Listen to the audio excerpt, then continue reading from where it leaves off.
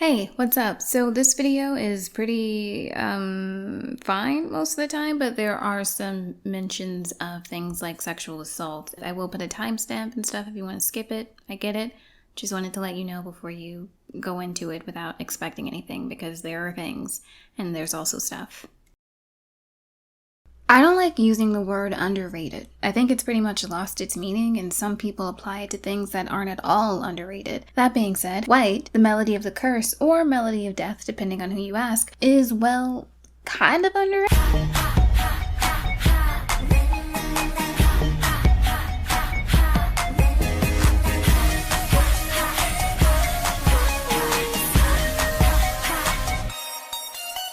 It's a 2011 film following members of the Pink Dolls, a K-pop girl group that has become increasingly unpopular and whose members are fighting for relevance. Not only is it a creative horror movie, but it also provides a lot of interesting and daring commentary about the music industry, specifically the K-pop industry as a whole. From the hunger for fame, fan bases that border on dangerous, and the higher-ups in the industry who take advantage of and exploit young talent. 10 years ago, when this movie was released into theaters, I'm not sure that many people saw it as anything more than a horror movie that just happened to take place in the K-pop world. But even back then, behind ghosts and blood-curdling deaths, the movie was a scathing critique of the entertainment industry. So let's talk about it.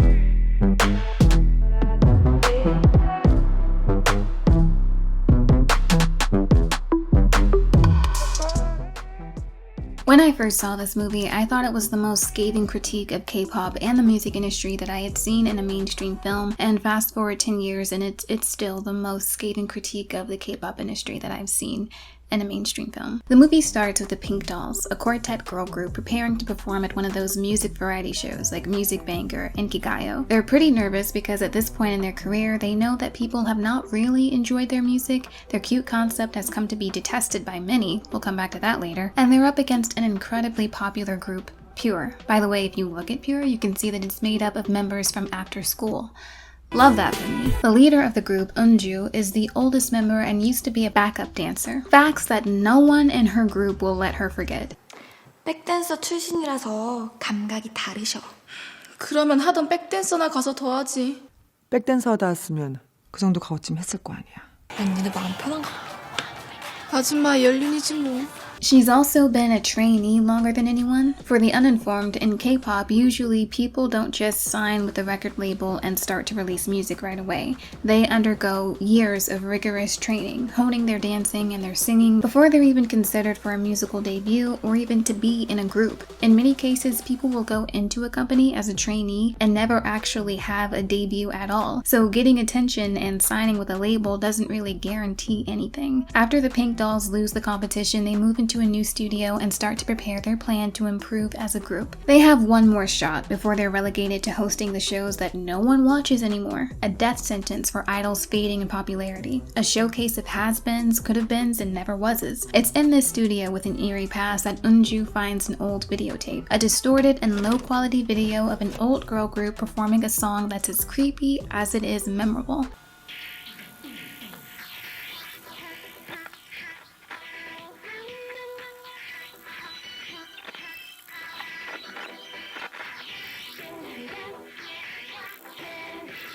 There's something forbidden and hypnotizing about it, the allure of a distant past. The song is a bop though, so of course they end up stealing it.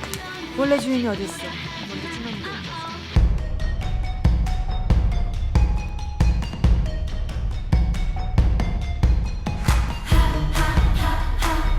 The Pink Dolls Prepare for an entirely new image, no longer cute, but deadly. They perform the song at one of those music shows and the crowd loses their shit. For the first time in a while, the Pink Dolls are relevant. Not just relevant, but important. They're famous again. People are screaming their names again. People are looking them up again. The attention satiates a long-lasting hunger. But as the members fight over who gets to be the lead for their new single, some weird shit starts happening. Whoever is chosen to be the lead ends up being harmed in a super violent way until there's only one person left well enough to perform the single alone. The song is cursed. 3 of the members end up in horrible accidents that leave them hospitalized, and their label is like, what do you mean she can't perform after breaking her neck? What the fuck are you on about? Eunju's really the only one with sense, so she's convinced early on that some shit is about to go down. And she does her duty to figure out exactly what that shit is, aided by her best friend and ex-girl group trainee, Suni. And, okay, fine, I don't want to spoil the ending much. Now that we've established what the hell is going on, let's appreciate what the hell is going on.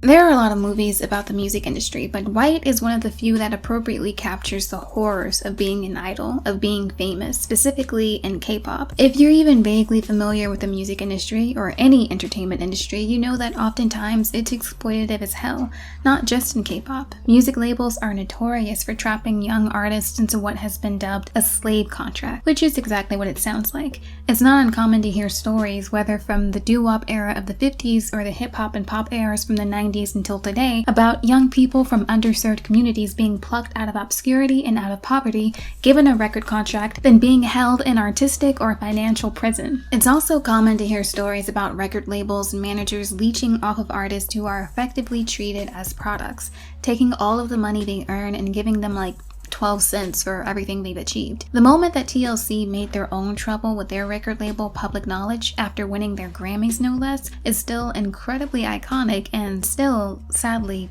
relevant. I'll tell it. We're not gonna sugarcoat anything anymore. We've been quiet long enough. Can I get an amen? Amen! All right. We are the biggest selling female group ever. We have been in this business for 5 years. And we are broke as broke can be. In the K-pop industry, music stars are not called artists or musicians.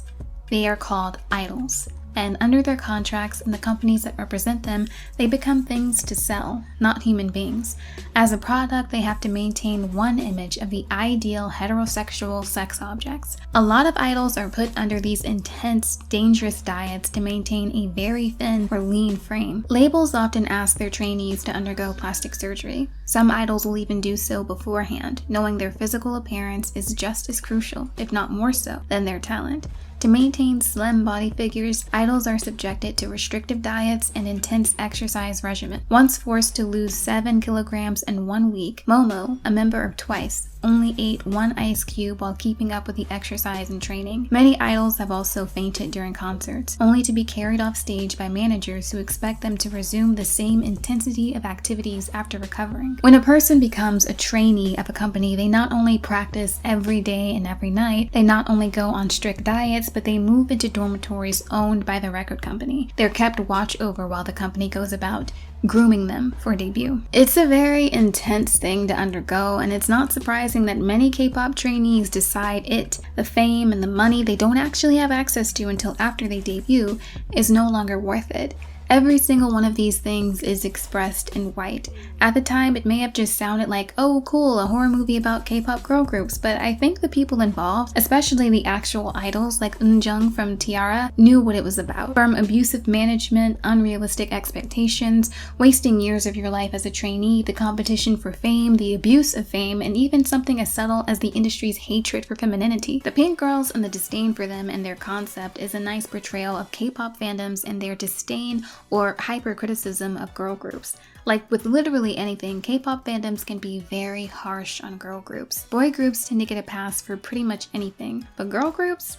Not so much. And don't let the girl group be hyper-feminine, because people have an even bigger problem with that. They want their girl groups to be feminine, but not too feminine. So cute concepts like these are often dismissed. Spend a little bit of time on Wayback Machine, find an archive of a K-pop fan page on Tumblr, and you'll quickly see how many fans, even young girls, hate anything that's happy and cute. It's not because these fans have a disdain for things that are upbeat and adorable. They love the upbeat songs made by boy groups, but if it's a girl group being cute, they will not hesitate to tell you how much they hate it. And it's not because cute concepts are inherently negative. People may claim that a cute concept infantilizes the group, but that's not always the case. I'd say it's rarely the case, actually. A cute concept is really just lots of bright colors, bright set design, things that are considered girly, like lots of pink and lots of glitter, and sometimes frilly dresses. Cute isn't about dressing like a little girl, it's about bright colors and lots of energy. Like Orange Caramel was all cute concepts, but they were also kind of weird. I mean,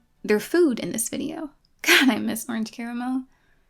What was I saying? Oh yeah, internalized misogyny sucks. Girls and women are taught to be feminine, but at the same time, things that are traditionally girly or feminine are made fun of, which is why a lot of women try to distance themselves from that stuff. With the Pink Dolls, everyone stops cheering during their first performance, and then when they come back with this badass song, the audience doesn't just enjoy the performance because of the song, but also because the cute concepts, all that girly shit, is out of the way. Now they're tough and edgy and sexy, but not too sexy, because if you have a concept that's too sexy, they'll call you a slut and ban your music video. I cannot stress enough how this is not just prevalent in K-pop and how we see it all the time in other entertainment industries in the West even. I feel like oftentimes...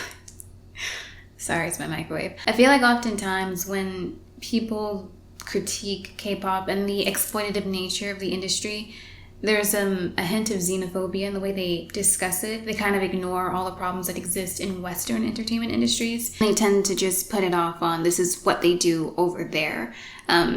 As if Britney Spears, Prince, and Metallica don't exist. Or Chester Bennington, even. I don't know if most people have seen long-form contracts. They're insane. And there's all these little things thrown in. It's kind of like legislature for a government. They put up this big issue, but underneath that issue, there's like 17 other little laws that they threw in that they're not talking about. So when you say yes to this one thing, you're actually saying yes to like 45 other things. All the people who have ever said anything about how soul-crushing the music industry is on Western artists, they kind of just ignore that and say like it's just K-pop. So I want to be clear, it's not. Entertainment industries are kind of extremely exploitative. In white, the leader of the group, the Pink Dolls, Eunju, is friends with a music teacher who used to be a trainee but gave it all up. 언니는 왜 그만둔 거야? 왜긴 왜야. 몸 다치고 마음 다쳐도 안 풀리니까 그만뒀지. She also has a really important line here about the lifespan of an idol. 진짜 많네. 이게 다 진짜로 있었던 사람들이라는 거잖아. 지금 다 어디 갔을까? 가수의 한철장사니까 특히 아이돌은. So idols spend all of this time and money training for their debut, and sometimes their debut never happens. And sometimes, if it does happen, especially for female idols, their career is cut short quickly the older they get. 27-year-old female K-pop idols are treated like they're senior citizens. The contracts that idols sign, sometimes when they're as young as 12 or 13, dictate that they will not make money until after they debut, or in worst cases, until they've paid off all of their trainee debt. And sometimes then, they still don't get paid enough to make ends meet. Idols will work for years post-debut before they even see a paycheck, and sometimes idols barely make any money at all, regardless of their debut or success. Girl group AOA famously received income for their work 3 years after their debut, despite seeing so much recognition and success. And on top of all that, sexual abuse and exploitation is far from being unheard of. In July of 2020, a rookie girl group named Yellowbee was disbanded and dropped from their company. Their agency claimed that a member was being too promiscuous and that's the reason they had to disband. But a member of the group, Ari, wrote a lengthy post on her Instagram account detailing the truth of what was going on behind the scenes. Hello, this is Ari. I apologize if this post is a little messy. Considering how big the controversy has gotten, I thought it was necessary to clarify. Our group is not so famous that we should be writing a clarification post, but because these news articles are gaining much more attention than when we debuted, we were taken aback by this much attention, and the story has blown out of proportion. The agency claimed that the member was promiscuous, but I don't know what the agency thinks that word means. It wasn't the member who was promiscuous, but rather the agency. There were acts of sexual assault by an employee and manager of the agency, and that employee even dragged a member away to a practice room and tried to engage in sexual relations.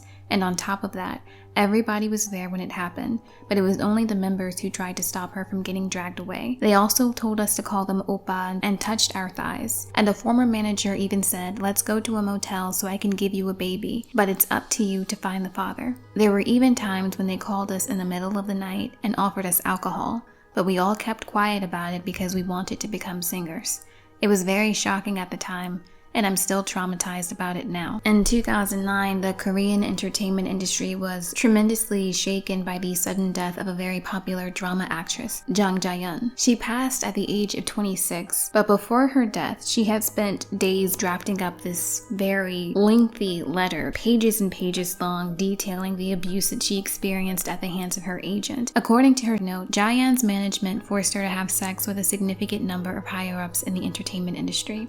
In a damning letter naming the men responsible for the distress that may have caused her to take her life, Jang heaped shame on the country's entertainment industry with allegations of sexual abuse and exploitation. In the 7-page letter written a week before her death, the star of Boys Over Flowers, South Korea's most avidly watched soap opera, chronicled the sexual and other favors she was expected to extend to progress in the cutthroat Korean wave of TV and film. Pretty early on in the movie, Eunju is told by her manager that the reason they got this new studio and dormitory was because of someone called Mr. Choi.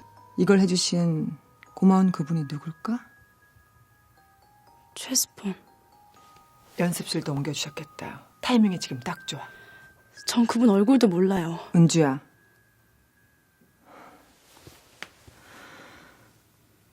너도 꿈 이루고 싶지? 꿈 길게 하지 마. 바닥 쳤으니까 슬슬 올라가야지.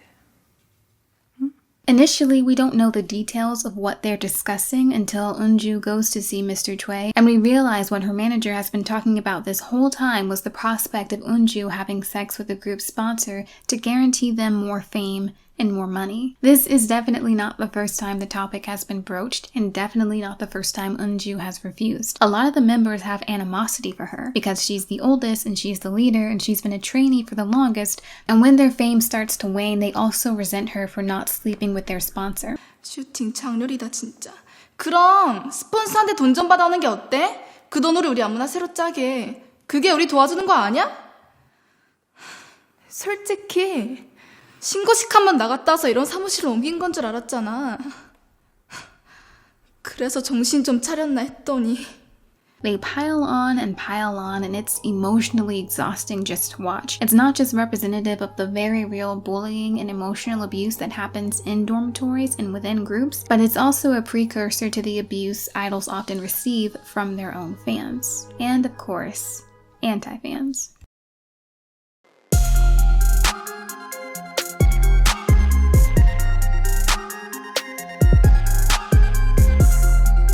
Whether it's the companies representing them or the fans supporting them, idols deal with a lot of emotional and physical abuse. Some trainees have told stories about having their phones taken away upon arrival to the dormitory, of being abused if they couldn't keep their weight down or if they didn't train hard enough, and of being harassed by their managers and even fellow trainees. In White, Shinji is hit more than once for asking for time off, and then later for insulting the manager, the abusive manager. In the K-pop industry, trainees sometimes experience abuse from people within their company, and this abuse often goes unreported because people are afraid of biting the hand that feeds them. And this abuse, be it physical or mental, doesn't go away when someone becomes an idol and gets the fame and the acclaim they've been waiting for. No, it quadruples with fans and anti-fans. Fandoms are fine, fandoms are fun. It's nice to talk with a bunch of people about something you all enjoy, but there's a point, as with any sort of group, when a fandom becomes so big that it becomes insufferable. It's not the grandiosity of the fandom that makes it a problem, but the amount of horrible people within the fandom who become quite vocal. I'm gonna say it, toxic. These toxic people are a minority within the fandom, but they're really vocal, which makes it seem, especially to people who aren't in the fandom, that the entirety of the fandom is as toxic as the vocal minority. A high celebrity status creates fans who go beyond being a fan into being a stan. Yes, I'm using Eminem's definition of stan. I even got a tattoo with your name across the chest. Where they become a danger to themselves and to others. In the movie, you see some of this horror play out when Shinji takes part in this reality Survive the Night TV show.